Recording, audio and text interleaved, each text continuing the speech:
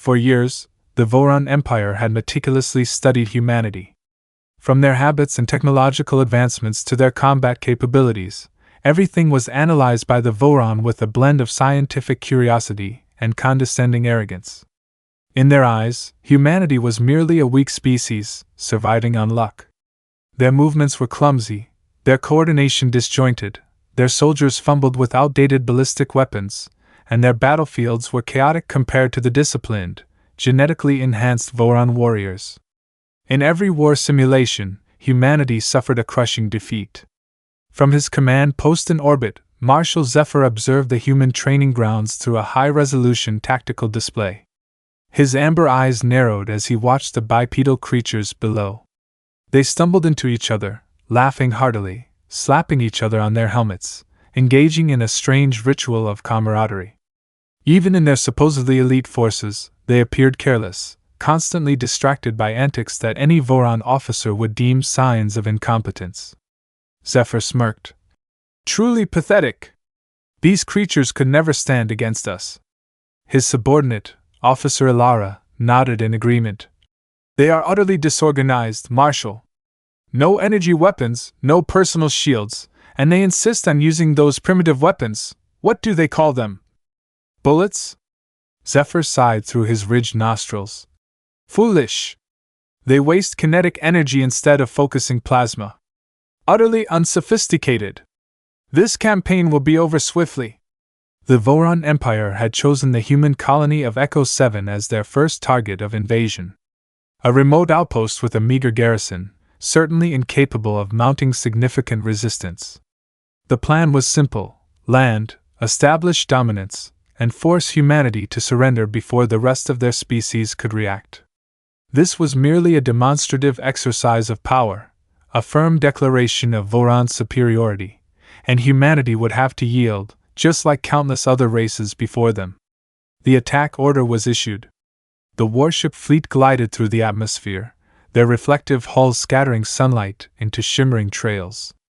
Ground forces deployed in dense formations, their exoskeleton armor gleaming as they moved with absolute precision.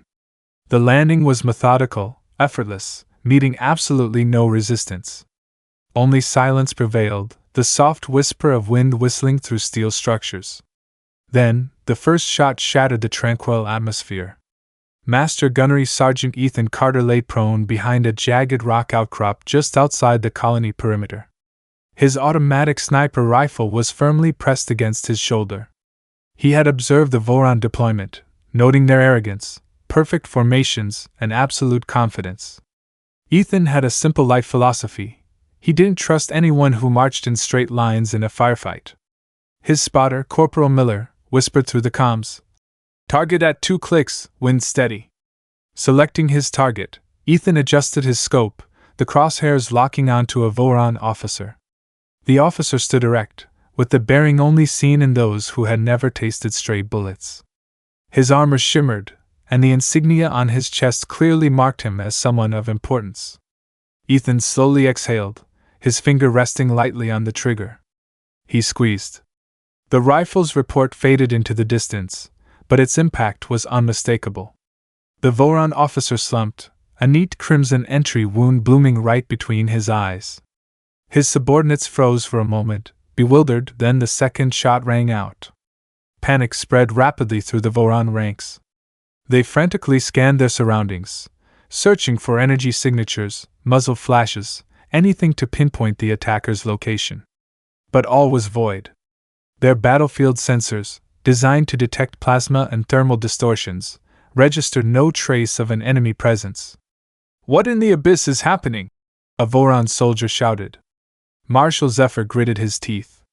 He tapped his wrist device, commanding the system to analyze the battlefield for threats. The screen returned a result. Clear! No drones, no hidden fortifications, no snipers. He opened the command frequency, his voice sharp. "Report! What's going on?" A Voron soldier's voice crackled through the comms. "Their weapon, it's not registering on our sensors, Marshal." "Impossible!" Zephyr clenched his fists. He turned to Ilara. "We trained to withstand plasma, energy shields."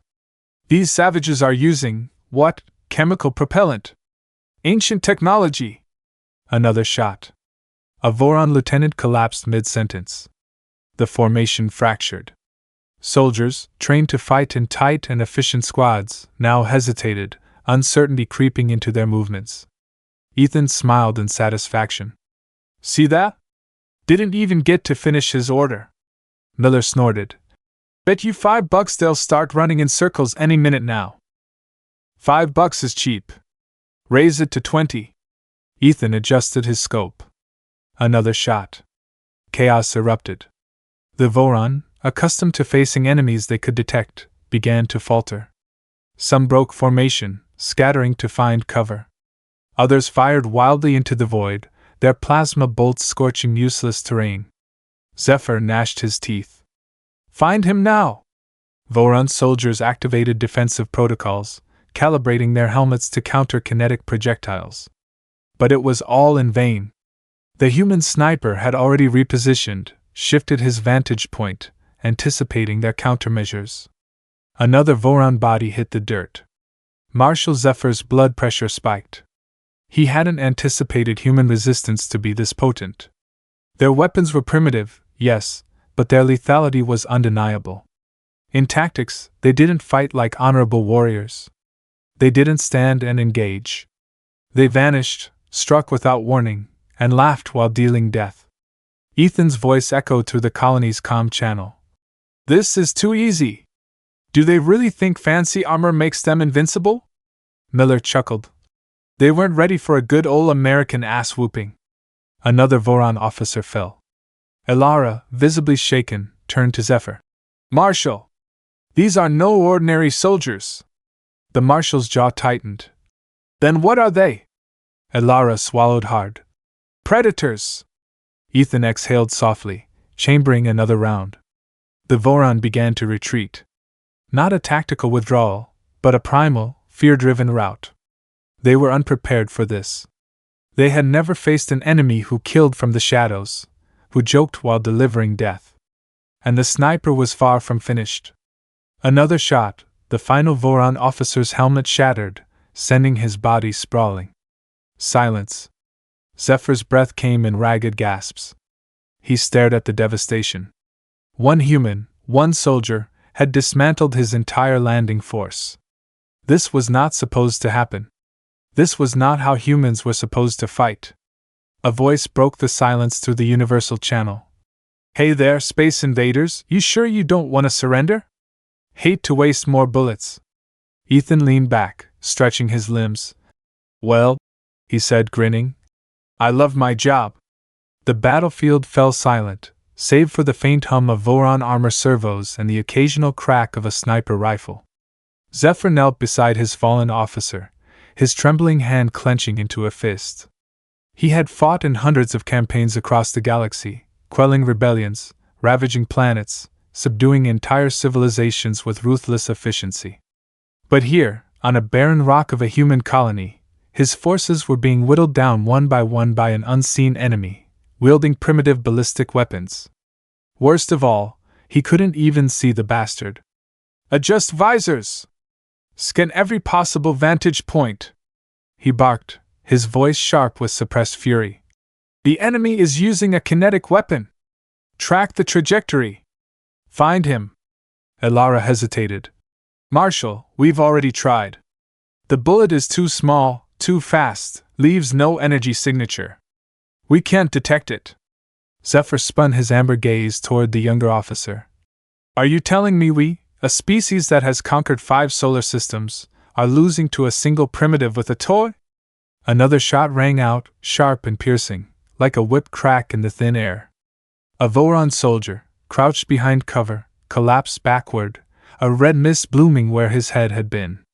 The others scrambled desperately for protection, still using the very structures they had mocked as flimsy just moments before. Zephyr's stomach churned. This was worse than he'd imagined. He had assumed human resistance would be a minor inconvenience, an inefficient nuisance quickly dealt with by his superior troops. Instead, his men were unraveling before his eyes, their discipline shattering under the weight of something they could neither see nor counter. A voice crackled over the open channel, its tone light, almost amused. Hey alien boss, ever play whack-a-mole? Y'all are real bad at it. Zephyr's brow furrowed. The voice belonged to the human sniper, the same one who had systematically dismantled his forces with unsettling precision. The tone wasn't that of a hardened, desperate soldier. It was casual, almost playful. That infuriated him. He pressed his communicator. You hide in the shadows, coward! You pick off my warriors like a scavenger! A dry chuckle answered him. That's cute. You think this is hunting, buddy? This is pest control. Zephyr gritted his teeth. He motioned toward his remaining troops, signaling a coordinated advance. They had the numbers, they had the technology. They would overwhelm the human with sheer force if necessary. Advance! Voron soldiers, now weary but still driven by discipline, began moving. They spread out in a loose formation, hugging cover, their weapons scanning for any hint of movement. Each step was measured, their usual confidence replaced by uneasy caution. Zephyr activated a drone swarm, a dozen small, hovering reconnaissance units designed to detect enemy positions. The small orbs fanned out, scanning every ridgeline, every shadow, every possible sniper nest. For a moment, silence stretched across the battlefield. Then, one of the drones exploded. Boom! A second later, another dropped, its casing ruptured by an unseen force. Ethan's voice hummed over the comms again. Your little floaty things ain't helping, bud. Zephyr inhaled sharply. He was being toyed with. He didn't understand this kind of warfare. Voron battles were fought in open fields, with grand armies clashing in glorious combat, precision formations executing masterful strategies. They were not accustomed to a single enemy dictating the entire pace of battle from a position they couldn't even locate. Another shot. Another soldier down. A Voron warrior broke. He let out a guttural cry, his voice laced with something Zephyr had never expected to hear from one of his own men, fear. The soldier turned to flee. A shot found his spine before he made it 3 steps. The remaining warriors stiffened. Their instincts screamed at them to retreat, to escape this unseen predator. They weren't prepared for this. None of them were. Elara's voice came low, urgent. Marshal, we must fall back. Zephyr rounded on him. We do not retreat! Marshal, we are dying! Zephyr refused to accept it. This was not how a battle unfolded. There were rules, structures, predictable patterns of engagement. This was something else. It was chaos. It was one man unraveling an entire invasion force with a single rifle and a well-placed vantage point. A voice cut through the comms again. All right, let's make this interesting. Zephyr felt his blood chill. There was a brief silence, then a sudden, sharp explosion erupted near the Voron position. Not a sniper shot, a grenade. Ethan had changed tactics. He was forcing them to move. As the dust settled, the Voron scrambled, breaking formation entirely. Zephyr realized with growing horror what the human had done. He had spent the last hour sniping not just to kill, but to manipulate them into positions he wanted them in. He had forced them into cover, made them cluster together, and now he was flushing them out like cornered prey. A rapid succession of shots followed, each one perfectly timed, each one dropping a soldier who had just been forced from safety. Panic took hold.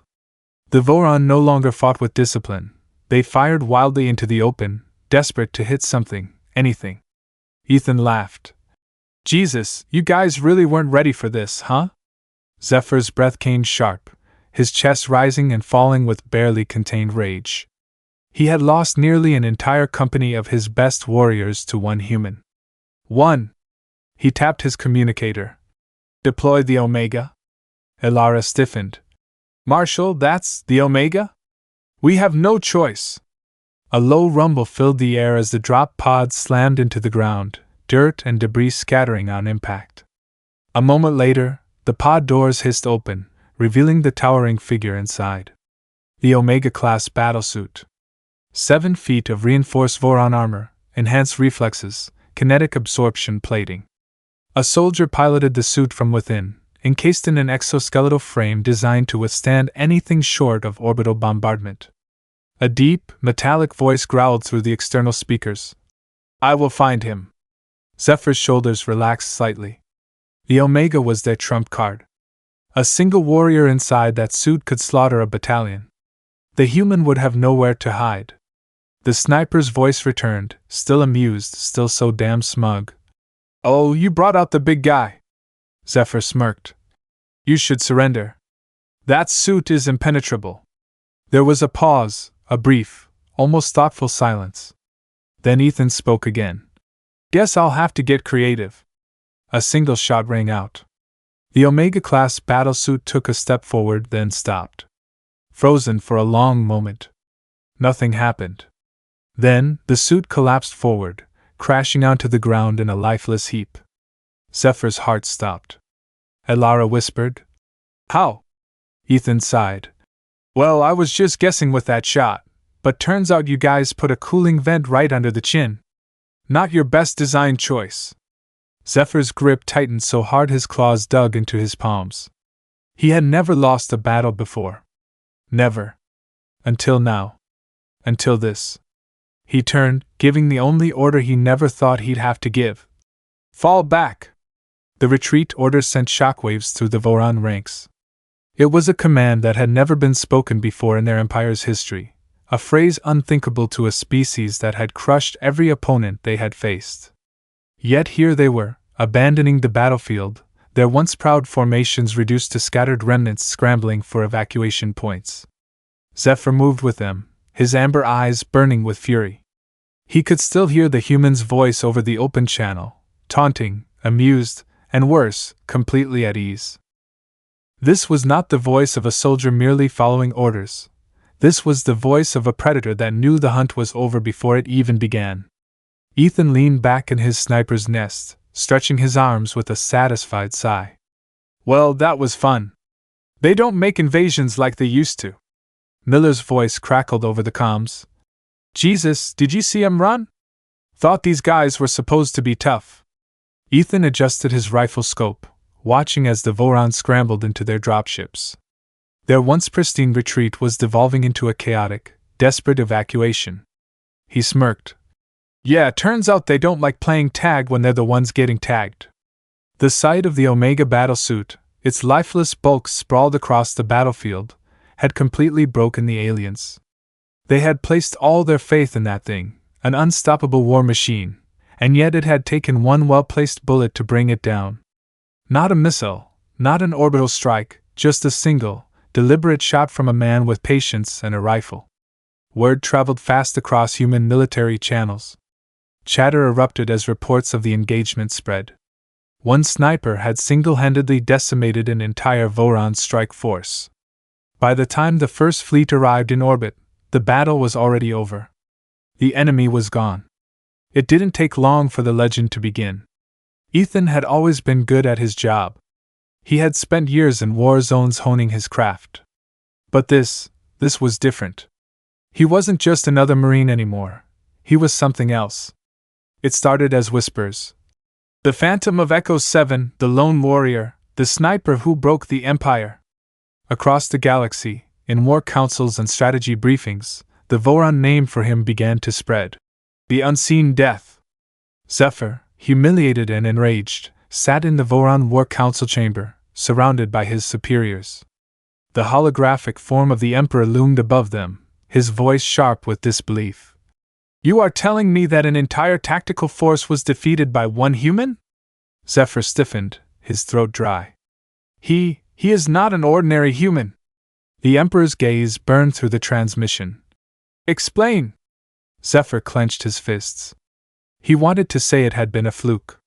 He wanted to say that Ethan had relied on luck, on some unforeseen variable that had tipped the battle unfairly. But he couldn't. The truth was undeniable. He fought like nothing we've encountered before," Zephyr admitted. "Not through brute strength, not through technology, but through patience, precision. He turned the battlefield into his weapon." The War Council murmured in uneasy tones. This was not the Voron way. They had always believed in direct superiority, numbers, firepower, sheer overwhelming force. This human had made a mockery of that philosophy. The Emperor's voice was quiet but sharp. And if we send another army? Zephyr exhaled slowly. Then he will kill them one by one. And he will enjoy it. Across the galactic network, other species took notice. The Voron were not known for retreating. Their conquests were legendary, their dominance undisputed. But now there was an exception. And that exception was a single human with a rifle. Among the mercenary factions, the whispers grew louder. The unseen death was real. Among the warlords, the lesson was clear. Do not make an enemy of the humans. Among the allied species, respect for Earth's forces skyrocketed. And among humans themselves, the response was as predictable as it was ridiculous. Ethan sat in a dimly lit corner of a military outpost bar, nursing a beer while his fellow Marines crowded around a holographic screen, watching a news broadcast. Earth's sniper alone stops alien invasion. A younger Marine whistled. Damn, Gunny, you're famous. They even made a whole damn infographic about you. Ethan took a sip, unimpressed. Oh yeah? What's it say? The Marine smirked, reading aloud.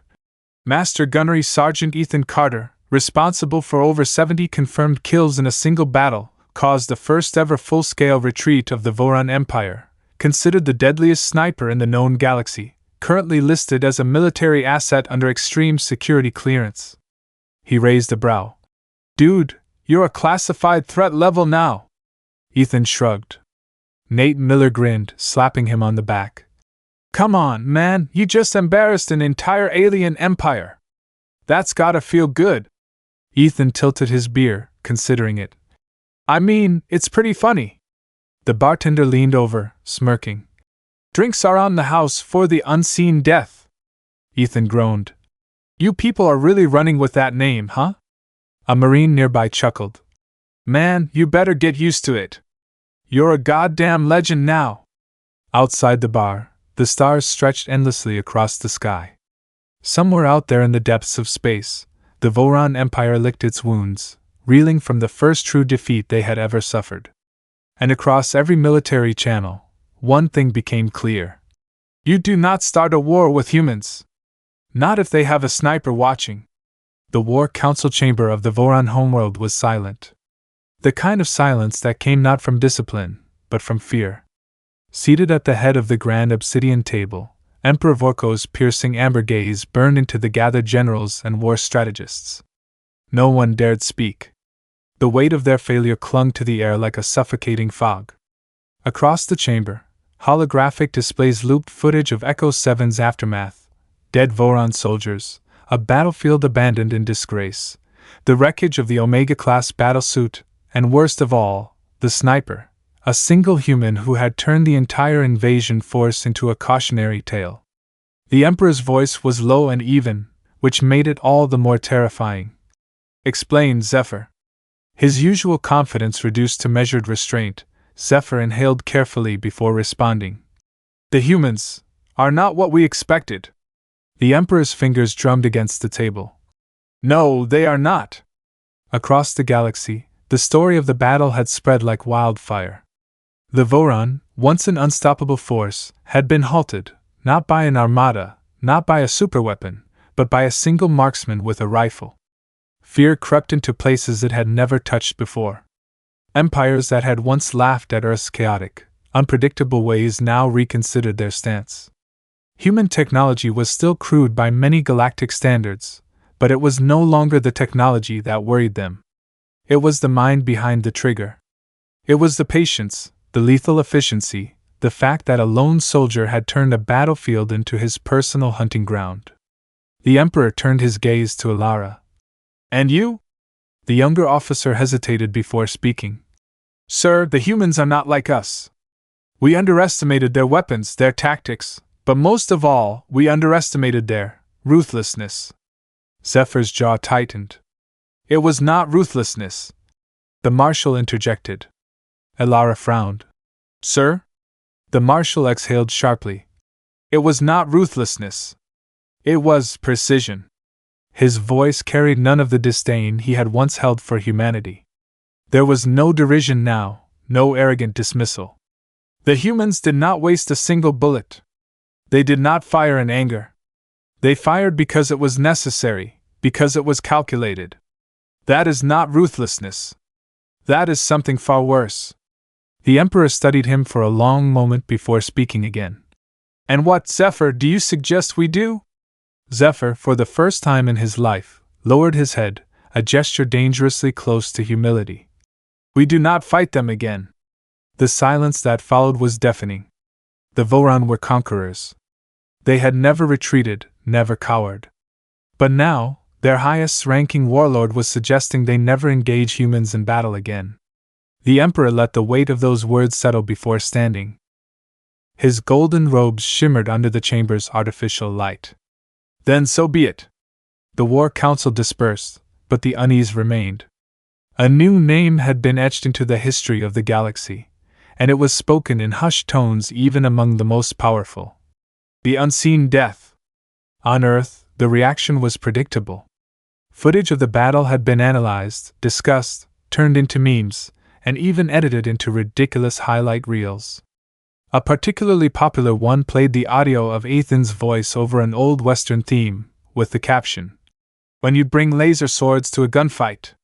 Ethan hated it. He sat at the far end of a dimly lit bar, nursing a drink while the news flickered on the holographic screen above him. Reports of the Voron retreat, of diplomatic murmurs from other alien empires who were suddenly very interested in negotiating with humanity. A week ago, humans were seen as a minor power at best. Now they were a threat. Miller slid onto the stool next to him, grinning. "They're calling you a legend, Gunny." Ethan groaned. "That's the problem." Miller snorted. "You act like you don't love it." Ethan took a slow sip of his drink. "The second you become a legend, people start expecting things. More battles, more wars, bigger targets. And I'm not interested in making this my damn full-time job." Miller clapped him on the back. "Yeah, but you gotta admit you did something big. You changed the whole damn game." Ethan sighed. He hadn't wanted to change the game. He had just wanted to win the fight in front of him. But now, the galaxy saw humans differently. No longer just unpredictable, no longer just odd. Now they were predators. The holographic screen flickered again, showing a live broadcast from the United Earth Military Command. A high-ranking official was speaking, his voice measured but filled with undeniable weight. "The Voron Empire has officially withdrawn from all contested space. They have agreed to cease hostilities with Earth indefinitely." The official paused, then continued. "Furthermore, several galactic factions have reached out to request new treaties with humanity. Some out of respect, others out of fear." Miller let out a low whistle. "Damn, you scared 'em straight." Ethan shook his head. "I didn't do anything special." Miller grinned. "Tell that to the Voron. They're probably having nightmares about you." Ethan smirked. "Good." He finished his drink and stood, stretching his arms. He could already feel the weight of expectation settling on him.